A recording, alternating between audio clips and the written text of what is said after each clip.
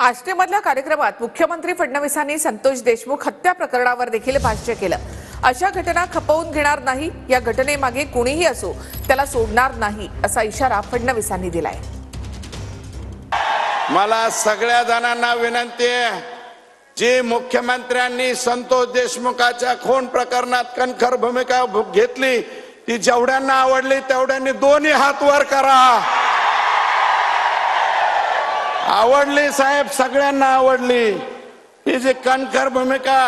आणि तुम्ही जे म्हणले ना मी कुणालाच सोडणार नाही, त्याच्यावरती सगळ्या जनतेचा विश्वास आहे, आमचा सगळ्यांचा विश्वास आहे। स्वर्गीय संतोष देशमुख यांच्या अतिशय निगृढ खुनाची मी त्यांनाही सांगतो आणि आपल्यालाही सांगतो की अशा घटना कुठल्याही परिस्थितीत खपवून घेतल्या जाणार नाहीत आणि कोणी असो प्रत्येकावर या ठिकाणी कारवाई होईल हा विश्वास मी तुम्हाला देतो।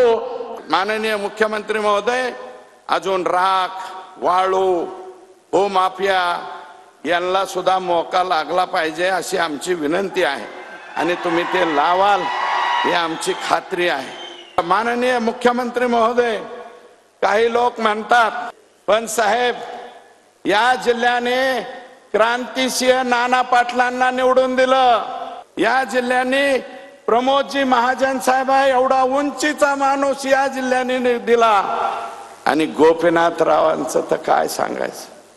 गोपीनाथराव मुंडे साहेबांनी एवढा नेता, पहाडा एवढा नेता या जिल्ह्याने दिला साहेब।